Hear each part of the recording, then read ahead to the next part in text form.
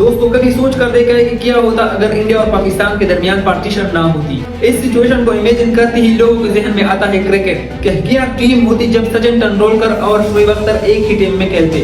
इसके बाद लोगों के जहन में आती है म्यूजिक। क्या जबरदस्त म्यूजिक मुल्क में प्रोड्यूस होता अगर दोनों मुल्क के सिंगर एक जगह काम करते।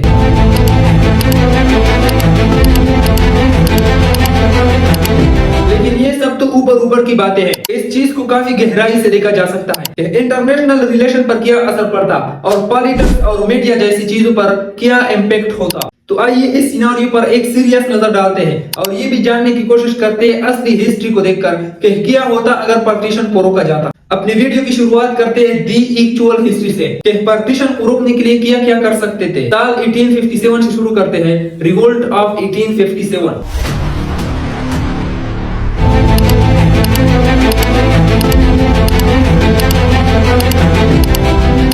हिंदू और मुस्लिम दोनों लड़े थे ब्रिटिश के खिलाफ। ब्रिटिश को इतना बड़ा झटका लगा कि उसके बाद उन्होंने डिवाइड एंड रूल्स की पॉलिसी लागू की। 1880 पर जिक्र किया जाता है द टू नेशन थ्योरी का सैयद अहमद खान की जानिब से। 1905 में बंगाल का पार्टीशन किया जाता है ब्रिटिश की जानिब से। उसके अगले साल यानी साल 1906 को ऑल इंडिया मुस्लिम लीग की फाउंडेशन हो जाती है।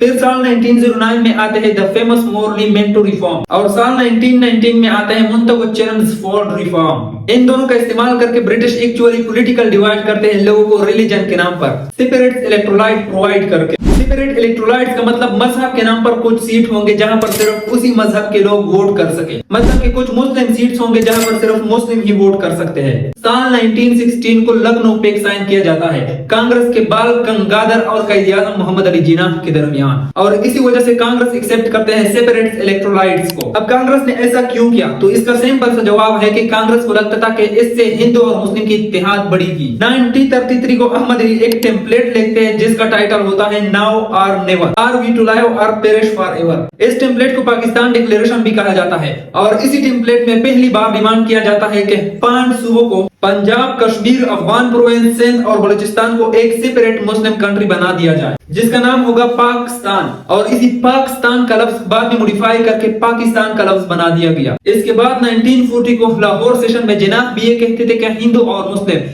एक अलग सोशल ऑर्डर है और उस वक्त ब्रिटिश प्राइम मिनिस्टर भी ये कहते थे कि पाकिस्तान अगर एक अलग मुल्क बनेगा तो एक लॉयल फ्रेंड की तरह रहेगा। साल 1945 को वाइसरॉय भी कहते थे कि वो पार्टीशन के फेवर में है और फिर साल 1946 को इलेक्शन रखा जाता है इंडिया में जिसमें मुस्लिम लीग के लिए सेपरेट इलेक्टोराइट्स है और मुस्लिम लीग को मिलते हैं 425 सीट्स। लेकिन इस इलेक्शन में एक बात जिसकी कोई जिक्र नहीं करता, वोटिंग की एज 21 साल थी और ऐसा नहीं था कि हर आदमी वोट कर सकता था। बड़ी लिमिटेशन लगाई गई थी। वोट करने के लिए प्रॉपर्टी की रिस्ट्रिक्शन थी और लैंड ओनरशिप की भी जरूरत थी। टैक्सेस भी पे किए होने चाहिए थे। तो ये इलेक्शन सिर्फ अपर क्लास लोगों के लिए थी। अब क्योंकि मुस्लिम लीग इतने सारे सीट जीत जाता है तो 1946 को मुस्लिम लीग डायरेक्ट एक्शन की कॉल करता है। उस वक्त कायद-ए-आज़म मोहम्मद अली जिन्नाह का कहना था कि या तो वो इंडिया डिवाइड देखेगा और या फिर डिस्ट्रॉयड। अब उस वक्त कुछ लोगों की राय ये थी कि पार्टीशन को रोकने के लिए कायद-ए-आज़म को प्राइम मिनिस्टर बना दिया जाए। लेकिन क्या ऐसा करने से पार्टीशन को रोका जा सकता?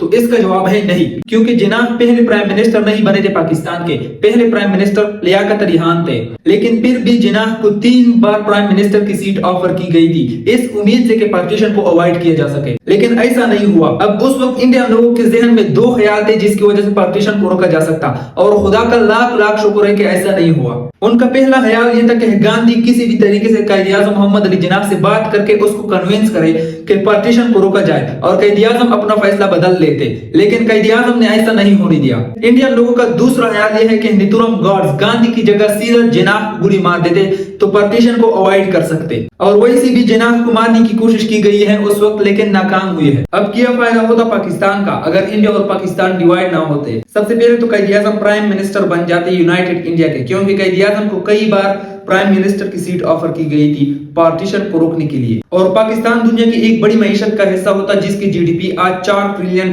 से ज्यादा हो सकता था। इसके अलावा बिजनेस, इंफ्रास्ट्रक्चर और रोजगार के मौके भी ज्यादा होते। अब ये फायदे तो सिर्फ पाकिस्तान को हो सकते थे, लेकिन यहाँ पर सवाल ये उठता है कि यूनाइटेड इंडिया कैसी होती अगर पार्टीशन को रोका जाता। तो सबसे पहले देखते हैं पॉपुलेशन। इंडिया की 138 करोड़ की पॉपुलेशन है, प्लस पाकिस्तान और बांग्लादेश की 22 करोड़ प्लस 16 करोड़ की पॉपुलेशन है।